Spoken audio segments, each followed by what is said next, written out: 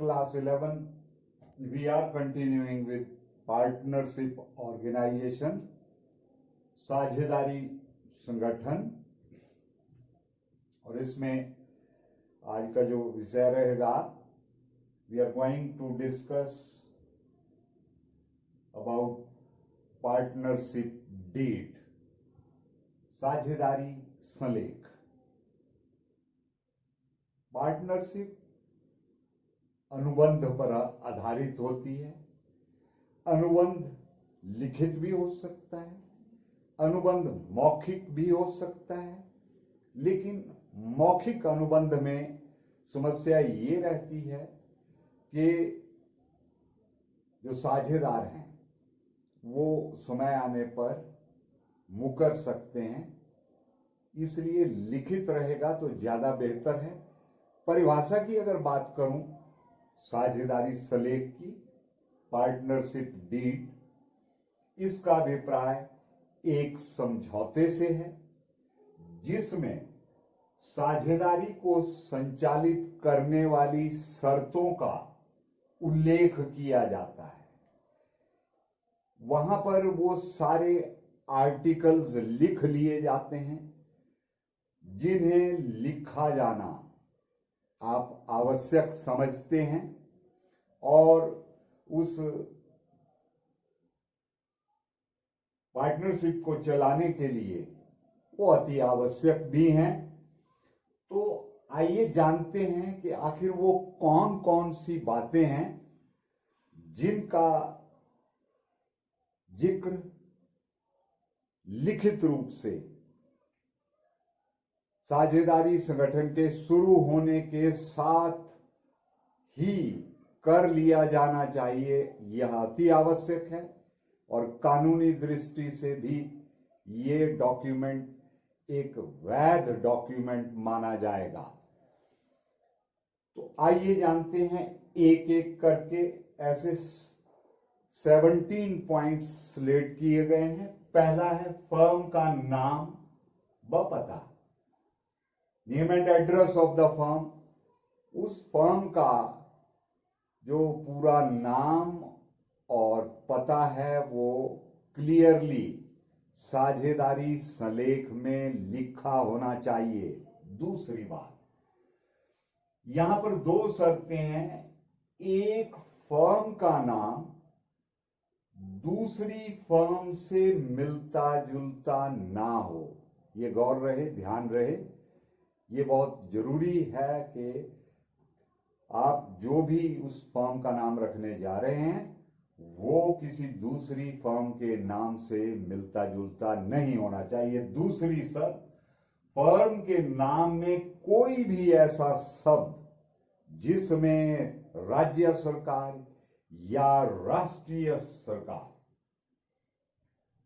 की अनुमति वांछनीय हो वो नहीं होना चाहिए। कुछ ऐसे शब्द रहते हैं जैसे crown, imperial, state, king, queen, royal, emperor या एम्प्रेस। यदि इन नामों का प्रयोग किया जाना है तो गौरतलब रहे, स्मरण रहे कि सरकार को पूर्व में ही आपको इस बारे में अनुमति लेनी होगी, तभी आप उस शब्द का उस फर्म के नाम में इस्तेमाल कर सकते हैं। तो ये हुई फर्म का नाम और पता। दूसरी, साझेदारों के नाम व पते। साझेदारी संलेख में हर साझेदार का नाम व साफ साफ पता लिखा होना चाहिए। तीसरी बात, साझेदारी की अवधि, टाइम पीरियड क्या है उस साझेदारी का, पार्टनरशिप का। यहां ध्यान रखें कि जो भी साझेदारी संगठन बना है वो किसी निश्चित समय या किसी कार्य को पूरा करने हेतु उस साझेदारी की संरचना की गई है, या यह एक ऐच्छिक साझेदारी है। ये साझेदारी संलेख में साफ साफ लिखा होना चाहिए। चौथी बात, व्यापार का क्षेत्र, स्कोप ऑफ बिजनेस, साझेदारी सलेख में इस बात का उल्लेख होना चाहिए कि साझेदारी संगठन का जो व्यापार का क्षेत्र है वो क्षेत्रीय है, देशीय है यानी देश की सीमाओं के अंदर है, या अंतरराष्ट्रीय है। ये साफ लिखा होना चाहिए साझेदारी सलेख में। साझेदारों द्वारा दी जाने वाली पूंजी, कि हर साझेदार व्यवसाय में किस अनुपात से धन लगाने जा रहा है, यह भी साझेदारी सलेख में साफ साफ लिखा होना चाहिए। लाभ और हानि का अनुपात, साझेदारी सलेख में इस बात का उल्लेख होना चाहिए कि जो व्यवसाय में साझेदार हैं उनको लाभ और हानि किस अनुपात में दी जानी है। ध्यान रहे, इसका अनुपात जो है, जिस अनुपात में उन्होंने धन वहां पर विनियोजित किया है उससे अलग होता है, क्योंकि उनकी योग्यता और अनुभव के आधार पर ये चीजें दी जाती हैं।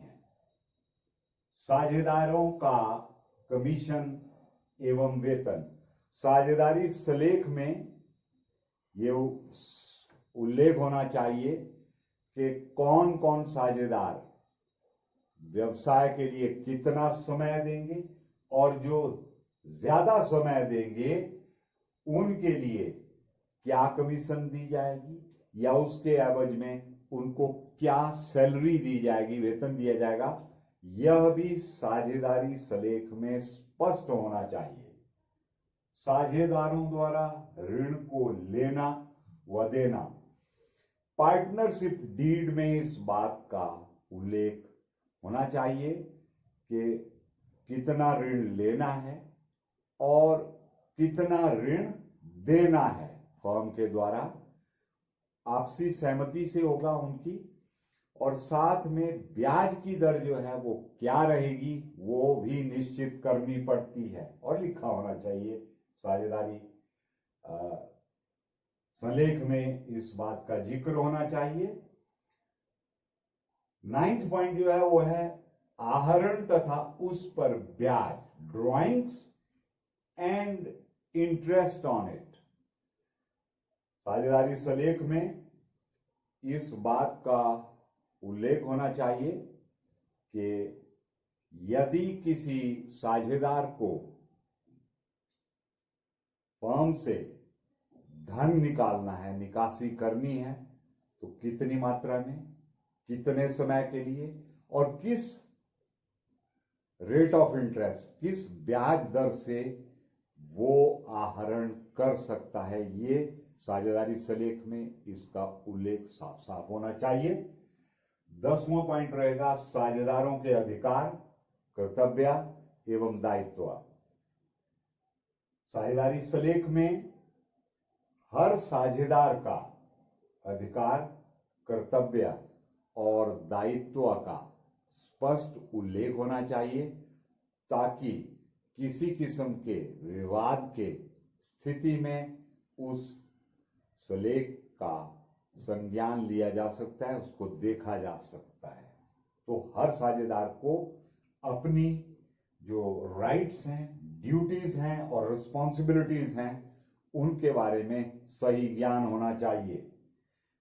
खाता पुस्तकों का अंकेक्षण, ऑडिट, जो बुक्स हैं, बुक्स ऑफ अकाउंट, उनका ऑडिट होना चाहिए। वो कहाँ रखी जानी है और समय समय पर उनका ऑडिट किया जाना है। कौन उन खातों को तैयार करेगा और इसके लिए कोई और व्यक्ति नियुक्त किया जाएगा। इन सब बातों का उल्लेख साझेदारी सलेख में स्पष्ट होना चाहिए। 12वां जो पॉइंट है वो है प्रवेश तथा निवृत्त होना, एडमिशन एंड रिटायरमेंट। साझेदारी संगठन में इस बात का स्पष्ट उल्लेख होना चाहिए कि अगर व्यवसाय में कोई नया साझेदार ऐड करना है और साझेदार लाना है तो ये साझेदारों की आपसी सहमति से ही होता है और इसका उल्लेख साफ होना चाहिए। और अगर कोई साझेदार रिटायर हो रहा है, सेवानिवृत्त हो रहा है साझेदारी से, तो उसके जो धन की व्यवस्था है, उसके जो शेयर की व्यवस्था है, जिस धन को उन्होंने व्यवसाय में लगाया है, वो किस तरह से दिया जाना है, नकद दिया जाना है, किस्तों में दिया जाना है, वो सारी चीजें साझेदारी सलेख में स्पष्ट होनी चाहिए।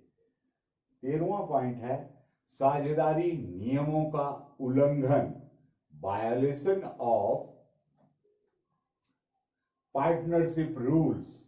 साझेदारी सलेख में इस बात का स्पष्ट उल्लेख होना चाहिए कि अगर कोई साझेदार साझेदारी के नियमों का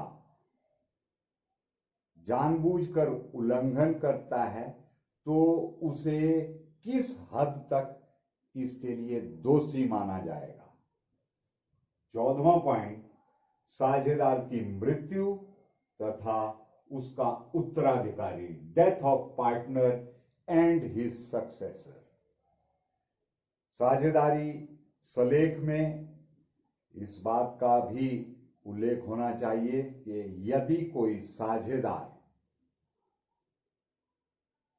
किसी कारणवश उनकी मृत्यु हो जाए तो उनका जो लगाया गया धन है व्यवसाय में, वो उनके उत्तराधिकारी को दिया जाना है या उस उत्तराधिकारी को व्यवसाय का पार्टनर बना लिया जाना है, और अगर पार्टनर नहीं बनाना है तो उस धन का, उस हिस्से का जो पेमेंट है वो किस तरीके से किया जाना है, ये सब उल्लेख साझेदारी सलेख में स्पष्ट होना चाहिए।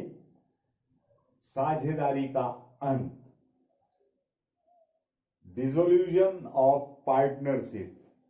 अगर फर्म जो है अपने व्यवसाय को समाप्त घोषित करती है, अंत घोषित करती है, या कानूनन किसी कारण से ऐसा हो जाता है, तो उस कंडीशन में भी जो साझेदार हैं उनकी क्या क्या दायित्व बनेंगे, उनके लगाए गए धन का क्या बनेगा, इस सब बात का उल्लेख साझेदारी सलेख में स्पष्ट किया जाना चाहिए।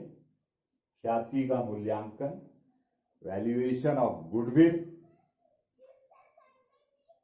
इसकी जरूरत तब पड़ती है जब कोई नया साझेदार व्यवसाय में ज्वाइन करता है या पुराना साझेदार जो है वो व्यवसाय को छोड़ता है, तब इसकी आवश्यकता पड़ती है। थोड़ा सा यहां जान लें कि जो गुडविल होती है ये क्या होती है। एक अच्छा डॉक्टर, समाज में जब हम बात करते हैं कि हार्ट की बीमारी के लिए उस पर्टिकुलर इंस्टीट्यूट में फला नाम के डॉक्टर के पास इलाज करवाएंगे, ऐसा क्यों होता है। आपके शहर में मिठाइयाँ बनती हैं और किसी एक दुकान की मिठाइयाँ बड़ी मशहूर होंगी, ये है उस दुकान द्वारा कमाई गई गुडविल। और दोस्तों, ये जो गुडविल है ये आपको ऐसे ही नजर आती है, ख्याति जो है वो ऐसे नजर आती है। ये कोई हवा नहीं है, ये कोई मटेरियल की चीज नहीं है। तो इसका मूल्यांकन जो है वो व्यवसाय में किया जाता है, क्योंकि व्यवसाय में इसकी कीमत होती है। तो यहां पर जब भी आपके यहाँ साझेदारी संगठन में कोई नया साझेदार ज्वाइन करता है, पुराना साझेदार व्यवसाय को छोड़ता है, उस स्थिति में ख्याति का मूल्यांकन किस प्रकार किया जाना है, इस बात का उल्लेख साझेदारी संलेख में स्पष्ट साफ होना चाहिए। आखिरी पॉइंट जो हम डिस्कस करेंगे दैट इज मध्यस्थ वाक्य। आर्बिट्रेशन क्लॉज है ये, भविष्य में अगर मतभेद हो जाएं साझेदारों के बीच में तो उनको दूर करने हेतु मध्यस्थ की नियुक्ति होगी या नहीं। मध्यस्थ जो है उसका रोल रहेगा पैचअप करना उन साझेदारों के बीच में, ताकि जो भी उनके बीच में कोई मसला है उसको हल करके और उस आदमी मध्यस्थ की अपॉइंटमेंट की जानी है या नहीं की जानी है, और की जानी है तो किन शर्तों के तहत, और उसकी कमीशन फीस वो कहां से दी जानी है, ये सारा उल्लेख पार्टनरशिप डीड में स्पष्ट होना चाहिए।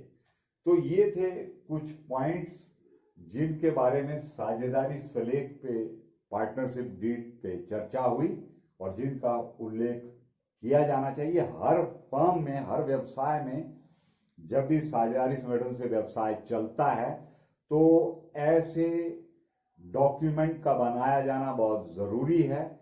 अब बात ये नहीं है कि ये 17 पॉइंट्स प्रोग्राम जो है वो हर फर्म के लिए, हर संस्था के लिए लागू होगा। उन साझेदारों की क्या जरूरत है, समय और परिस्थितियों के साथ इसमें फेरबदल भी किए जा सकते हैं, लेकिन ये वो कुछ चीजें हैं जिनका साझेदारी संलेख में उल्लेख किया जाना अति आवश्यक है। आज के लिए बस इतना। इसी टॉपिक में आगे बढ़ूंगा, फिर आपसे एक नए वीडियो में रूबरू होऊंगा। तब तक के लिए जय हिंद।